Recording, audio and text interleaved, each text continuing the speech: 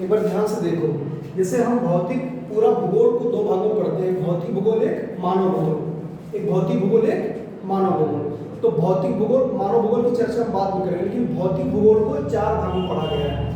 पहले भाग में क्या है, भू आकृति विज्ञान। भू आकृति विज्ञान में क्या होता है कि जितने भी धरातल पर, पृथ्वी पर जो भी, चाहे पर्वत हो, चाहे पठार हो, चाहे झील हो, चाहे घाटियां हो, उन सारी चीजों का अध्ययन हम किसमें करते हैं, भू आकृति विज्ञान में। समझ में?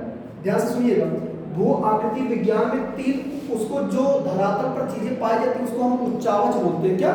उच्चावच। तो इसमें क्या होता है, प्रथम श्रेणी उच्चावच। प्रथम श्रेणी उच्चावच में केवल महाद्वीप और महासागर बने हुए हैं। बहुत इंपॉर्टेंट है। प्रथम श्रेणी में क्या कहते हैं, महाद्वीप और महासागर। ठीक है ना, ये महाद्वीप और महासागर कैसे बने इसकी चर्चा हम करते रहेंगे धीरे धीरे। दूसरे में आते हैं क्या, द्वितीय श्रेणी में पर्वत, वृक्ष, पठार, मैदान, झील। ये बहुत इंपॉर्टेंट चीज है, इसको ध्यान देना, ये याद करने वाली चीज है। ठीक है, पर्वत, वृक्ष, पठार, मैदान और झील। अब प्रश्न में पूछ लेगा कि मैदान किस श्रेणी का उच्चावच है, द्वितीय श्रेणी का। पर्वत किस श्रेणी का उच्चावच है, द्वितीय श्रेणी का। झील किस श्रेणी का उच्चावच है, समझ में? ठीक, उसमें जैसे बड़ी बड़ी झीलें पड़ती है, बैकाल झील हो गया, ओंटारियो झील हो गया, कैस्पियन सागर हो गया, सब झीलें होती है। ये किसमें है, द्वितीय श्रेणी। तीसरे में क्या क्या आता है, तीसरे में अपक्षय, अपरदन और निक्षेपण, इनसे आकृतियां बनती है। अब कहेंगे सर अपक्षय अपरदन क्या होता है या निक्षेपण क्या होता है। जैसे कभी कभी देखो एग्जाम्पल लिख दिया, डेल्टा। डेल्टा कैसे बनता है, ये जो नदियां होती, नदियां, ये पानी जब वहां से पर्वत से चलती है तो अपने साथ बहुत सारी मिट्टी उट्टी गाद लेकर आती है। क्या? गाद। उसके बाद जब ये चलती है तो जैसे नदी ऐसे आती है तो ये ऐसे ऐसे कई मार्गों में बट जाती है, ऐसे ऐसे कई मार्गों में बट जाती है, तो ऐसे त्रिभुज की आकार की आकृति बन जाती है। इसी को क्या कहते हैं, डेल्टा कहते हैं। समझ में? ये किस में आते हैं, तृतीय श्रेणी। डेल्टा हो गया। इसके अलावा बहुत सारी पवन के आधार पर बनती हैं। ठीक है, पवन के आधार पे बहुत, यारडंग हो गया, या जब आप पढ़ोगे जाकर के ज्वालामुखी से भी कई आकृतियां बनती हैं। ठीक है, इसको हम क्या बोलते हैं, अपक्षय, अपरदन और निक्षेपण बोलते हैं। अपक्षय मतलब क्या होता है, जैसे पर्वत की घाटियां कहीं कहीं कट कट करके कई घाटियों का निर्माण करती है। ठीक है, तो इस तरीके से ये तीसरी श्रेणी में आते हैं। आगे चर्चा करेंगे अपक्षय अपरदन क्या होता है। अपरदन मतलब कभी कभी बाढ़ आती है ना, क्या बाढ़, और जब बाढ़ आती तो बहुत सारी मिट्टियां उट्टियां बहाकर लाती है, तो उससे हम लोग क्या कहते हैं कि खादर बन गई। क्या? खादर। मैदान 2 प्रकार के होते हैं ना, एक बांगर होता है, खादर। तो जो बांगर होते हैं वो पुराने मैदान होते हैं, और जो खादर होते हैं वो नए मैदान होते हैं। वो मिट्टियां जो बहाकर लाती उसकी वजह से बनते हैं। समझे? तीसरा, दूसरा क्या पढ़े, समुद्र विज्ञान। समुद्र विज्ञान के अंतर्गत हम समुद्र की सारी घटनाओं का अध्ययन करेंगे। ठीक है ना, उसमें जो जीव पाए जाते हैं उनकी जो आकृतियां होती है। जैसे ऑस्ट्रेलिया में ग्रेट डिवाइडिंग रेंज एक पर्वत श्रेणी है। क्या? Great dividing range. ये मूंगा से निर्मित है। किससे? मूंगा से, कोरल मूंगाओं से। तो उसमें वो सारी चीजें पढ़ते हैं। इसके बाद जलवायु विज्ञान में जलवायु बारे में पढ़ते हैं। इसमें जैसे हम ये मौसम के बारे में पढ़ते हैं, बरसातों के बारे में पढ़ते हैं, बादल कितने प्रकार के होते हैं इसको पढ़ते हैं। जैसे देखिएगा, जलवायु और मौसम में अंतर है कि नहीं, पता कि नहीं। मौसम जो होता है ये किसी स्थान की कुछ समय की घटना होती है। क्या? कुछ समय की घटना। जैसे ना कहें अरे आज मौसम यार बदरी की लगत है, क्या लगत है, बदरी का मौसम लगत है, यही बोलते हैं कि यार बदरी का मौसम है, अरे यार आज बहुत तेज धूप हो गई है।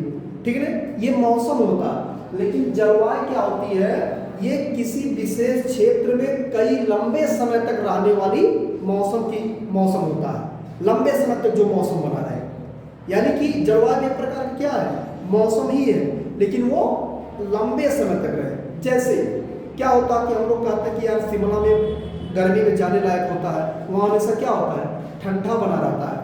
समझ पाए?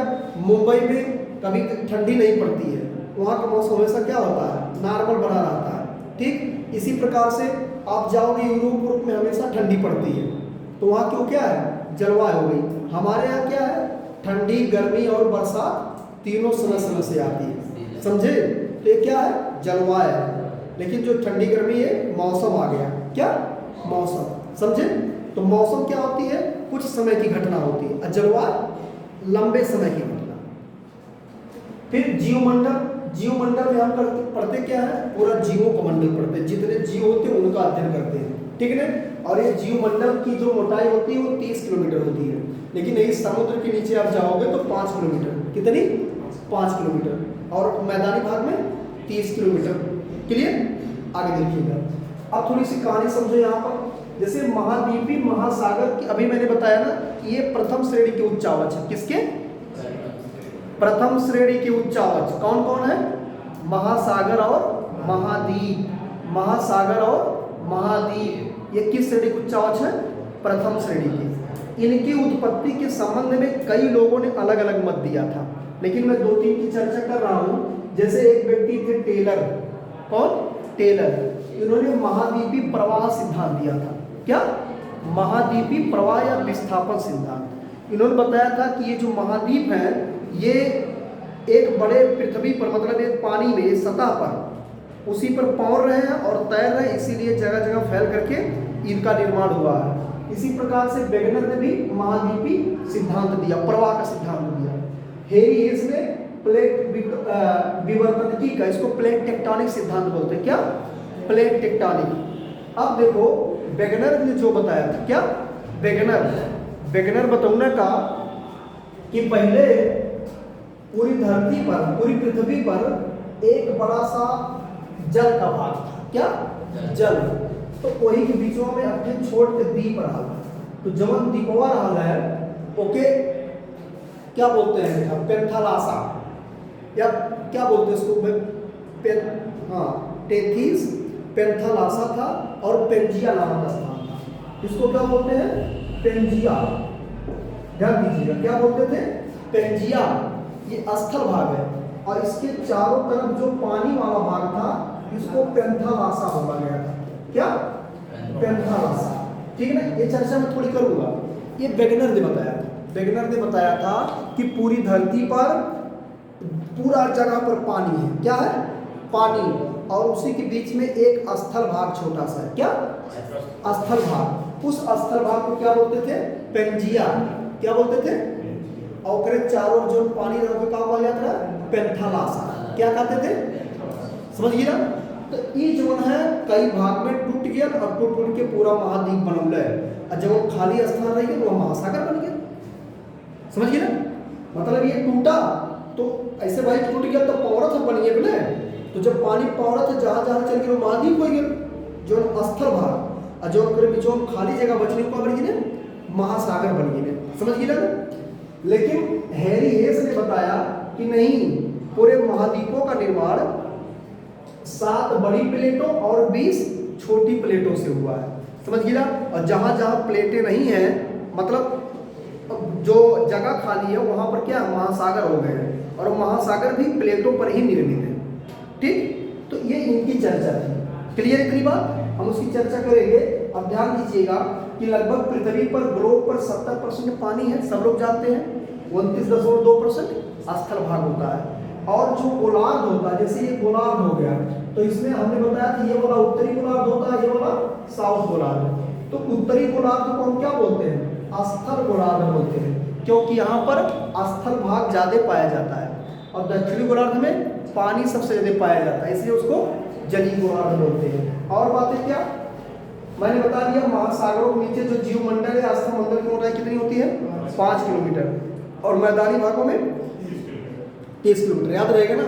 लेकिन पर्वतों पे जाएंगे तो 70 किलोमीटर हो जाता है।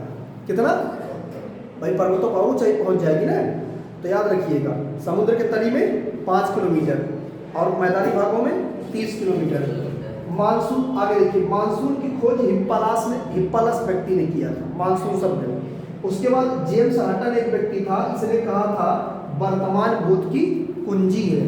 वर्तमान भूत की कुंजी है, मतलब कि आज जो भी घटनाएं घट रही है प्रकृति में या हमारे आपके जीवन में, वही भूत बनती है। क्या बनती है? भूत, मतलब हमारे वही भूतकाल की घटना बन जाती है। समझ पाए?